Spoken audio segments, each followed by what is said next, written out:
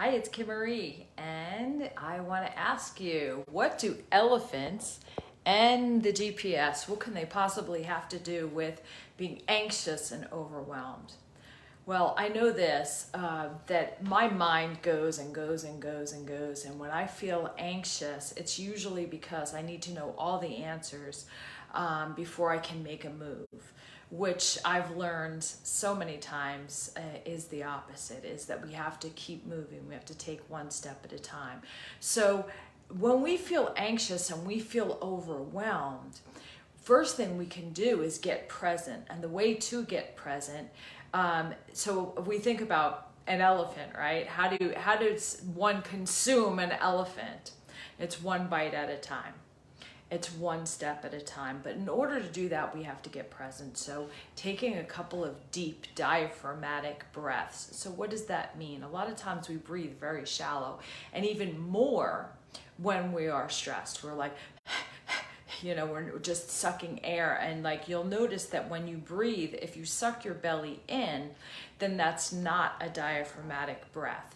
It's what we want to do is fill the belly with air. We want to expand, get the oxygen through our body and to our brain. So it's inhale, expanding all the way down here, all in here, pulling it up to our head, and then exhale slowly, pulling your belly back in. So take another deep breath, expanding, and exhale. One more with me. And exhale. And what does the GPS have to do with being anxious and overwhelmed? Again, let's get back to that one step at a time. Just like eating an elephant or consuming an elephant, you have to take one bite at a time. GPS only gives us, even though we want to go, even if we want to go 3,000 miles and we plug it into our GPS, what will happen is the destination will be there, and then we have to follow step-by-step instructions.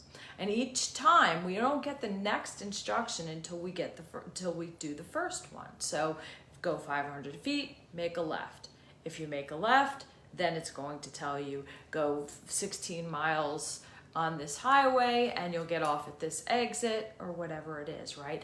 But if you didn't take that left, the GPS still guides you, immediately starts rerouting and start telling you, okay, well, you didn't listen here, so we have to compensate and either have you go up another mile and then turn around, or whatever it's going to tell you to do. You're always going to be guided. And that is life. We do have guidance. We have guidance in the form of red flags and gut feelings and inspiration and intuition, but we have to slow down and get present in order to listen to them. So the breathing is a great way to get present. Meditation is a great way to open up your consciousness. But what do you do when you're anxious and you have too much energy? A lot of times you don't want to be sitting, and that's too much. So doing something energetically, going out and taking a walk, doing some kind of physical activity will shift that energy. And basically that's what we want to do. We want to shift that energy. Taking a pill is not going to solve the problem. It might stop you from being as frantic in the moment, but it didn't teach you anything. It didn't get you closer to your goals. It shut off a part of your brain and it kind of numbed and lulled that part of your brain. It didn't give you joy, peace, or freedom. It didn't give you solutions. So to me, that is not an answer. That's not an answer, at least for me. So if you want to really overcome the anxiety and overwhelm, then we have to understand it. We have to meet it where it is. We have to meet ourselves where we are, not shut off our body's ability to give us information. So when we're getting anxious and overwhelmed, it's saying, slow down, get present, take one step at a time, trust. trust that you are being guided, that if you take that one step that you'll get the next step. We trust the GPS. We trust, so it's the same kind of concept. It's trusting our own system to guide us. And I know every single time when I'm like, and I'm gripping and I'm trying to find the answers, I never find the answers that way, ever, ever, ever, ever. It's when I let go and I do something else.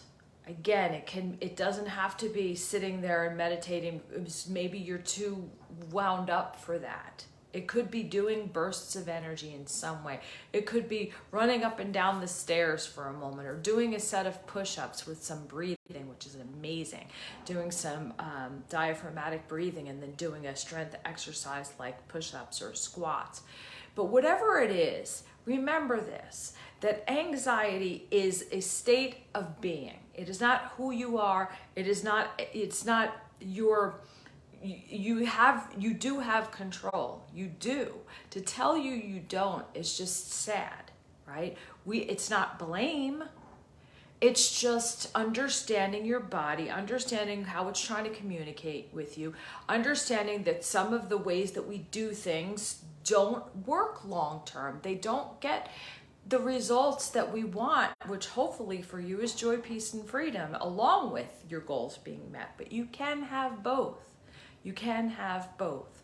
You don't have to be medicated to be able to do your job and make money. You can do it in a way that empowers you and teaches you how to gain control over your own life and well-being. So that's what I'm here to teach today. I hope it was a good message. I hope you have an amazing weekend, but we'll catch up. I will reach out to you. Have an amazing day. Mwah.